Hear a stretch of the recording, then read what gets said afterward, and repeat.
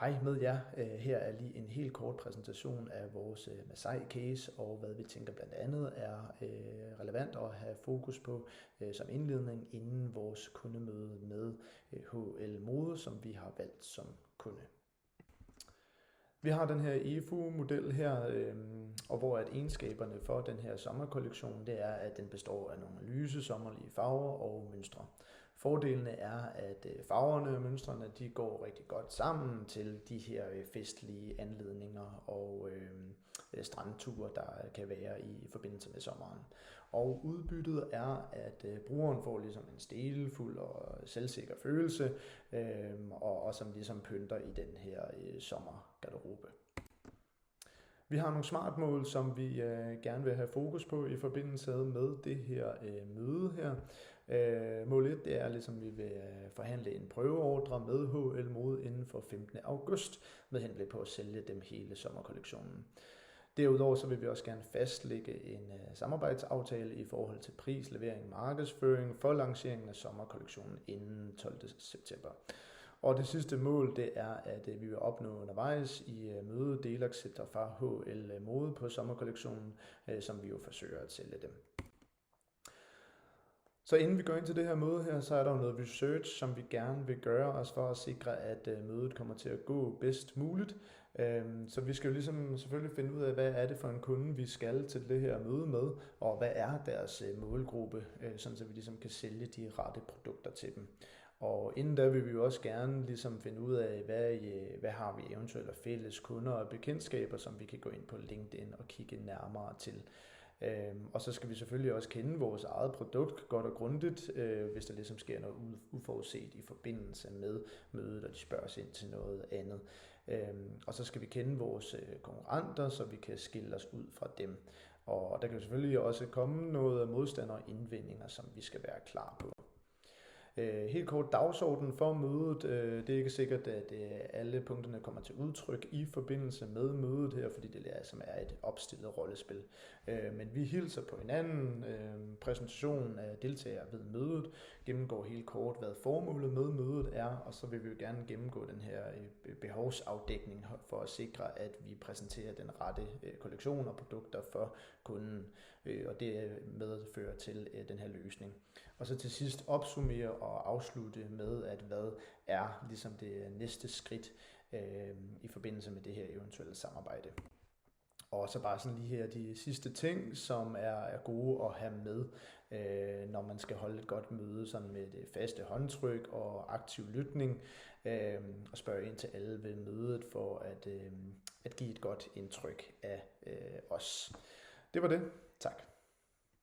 Komme? Ja, men selvfølgelig. Og, Hvor må jeg tage plads? du kan bare sætte dig her. Jeg tager plads her. Fint, jamen, og tak for kaffen her jo. Altså, det er jo altid lækkert med sådan en frisk brygget kaffe her, sådan en kold morgen her. Det er jo det. Det er dejligt med noget varme. Det er dejligt, og jeg kan se, at du har bagt. Altså, måske ikke selv bagt, men der er småkager i hvert fald, og tænker jeg, at det kan vi nyde efter mødet her, og det forhåbentligvis er gået godt. Ellers så tager du bare. Tak for det. Men jeg tænker sådan lige, at jeg sætter lidt ord på mig selv først og fremmest her. Mit navn er Mikkel, som du ved, og jeg er ligesom det nyeste skud på stammen her i Masai. Og jeg kommer ligesom med en erfaring fra en anden stor forhandler, hvor jeg ligesom har siddet i jeres stol. Så jeg har ligesom noget kendskab til, hvad det er, I gerne vil have. Men det, som vi ligesom skal gøre her, og som er min rolle, det er, at jeg gerne vil afdække nogle behov for, hvad det er, som vi skal finde til jer. Så jeg vil selvfølgelig gerne sætte lidt ord på, hvad det er for nogle produkter, vi har.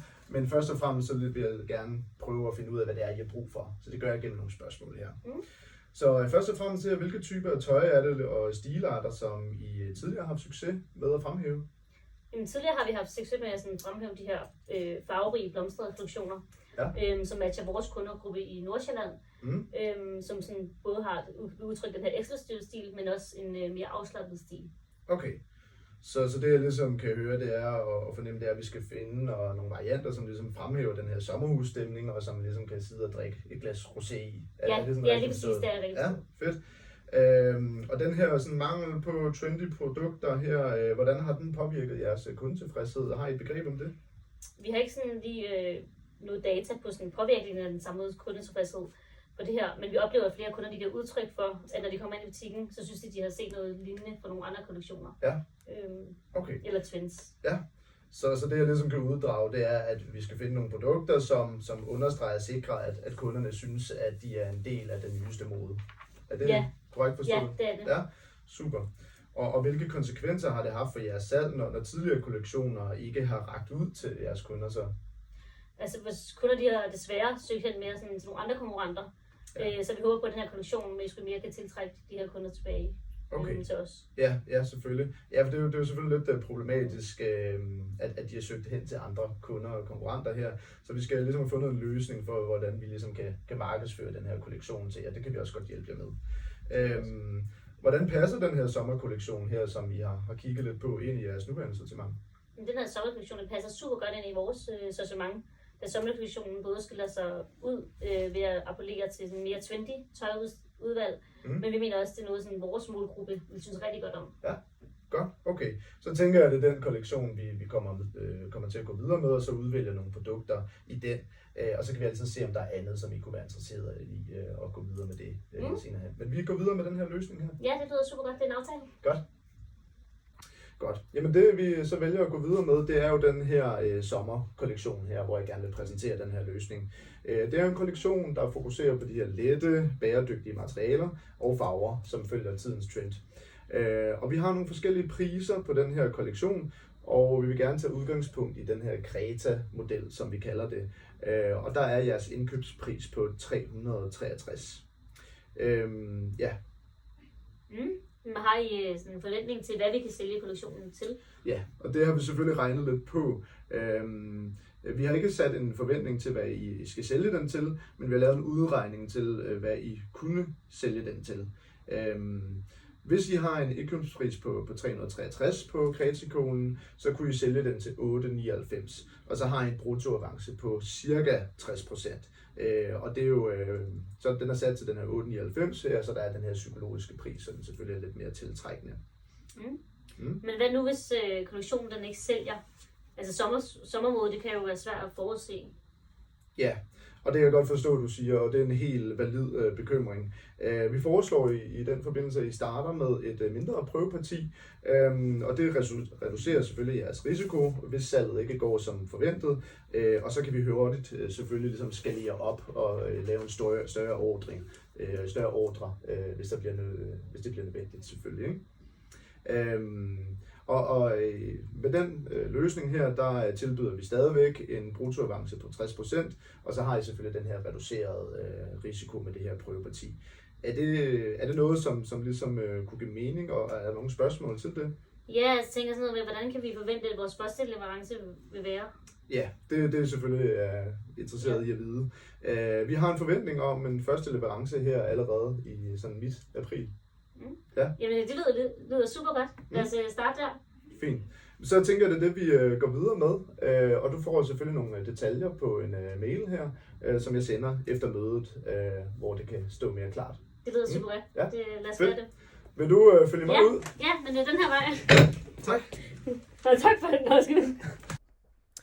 Hej igen. Her er lige en kort video om indtrængningsstrategi og hvordan at Masai de kan positionere sig på det japanske marked. Godt. Lad os kigge lidt på de her forskellige distribueringsformer, der er. Der har jeg jo i den ene ende eksport, og i den anden ende direkte investering, og så er der i midten kontraktarrangementer. Så man kan godt placere dem på sådan en skala, hvor i den ene ende har vi eksport, som jo er forbundet med lav kontrol, lav risiko, høj fleksibilitet og lave ressourcer. Og så har vi i den anden ende direkte investering, hvor det er det modsatte.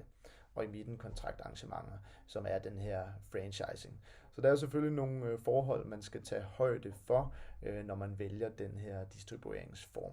Og det vælger vi at dykke lidt nærmere ned i ved det næste slide her, hvor der kommer nogle fordele og ulemper. Fordele og ulemper, hvis vi først kigger på eksportformen, så er det jo en effektiv logistik- og distribueringskanal. Ulempen er, at Masai kender ikke de japanske markedsforhold, og der kan potentielt være nogle mismatch der, som de skal tage højde for. Kontraktarrangementer, der er jo lavere investeringsomkostninger forbundet med det, og de skal ikke bruge lige så meget kapital som i direkte investering. Det er jo så dog en afhængighed, at de kender, eller partneren, som de vælger, for eksempel i et franchise, kender kompetencerne, eller har kompetencerne og kender forretningen, for at det kan blive en succes. I direkte investering, der har de jo fuld kontrol over alle de aktiviteter, som der er i forbindelse med at opstarte en virksomhed, forretningen, markedsføringen og distribueringen, og de har selvfølgelig også fuldt ejerskab over aktiviteterne. Ulempen er jo selvfølgelig, det giver sig selv, at der er flere omkostninger forbundet med det, og det kræver flere ressourcer, og så selvfølgelig også større risiko. Godt, så lad os prøve at opsummere og komme med vores vurdering af, hvad Masai skal gå videre med. Vi har jo kigget på, at Masai har en lav erfaring på det asiatiske marked, fordi de er positioneret primært jo på det europæiske og det amerikanske marked. Så det vil ligesom være et nyt marked, som de skal gå ind på Masai. Og det vil jo også sige, at der er jo en stor kulturforskel at finde mellem den vestlige verden og så den østlige verden her, altså det asiatiske kultur. Og det er jo sådan lige et forhold, som man skal tage højde for. Og derfor vurderer vi, at det vil være bedst at gå videre med eksportformen, da det ligesom vælger at understøtte de her ting, som kan være problematiske. Det var det. Tak.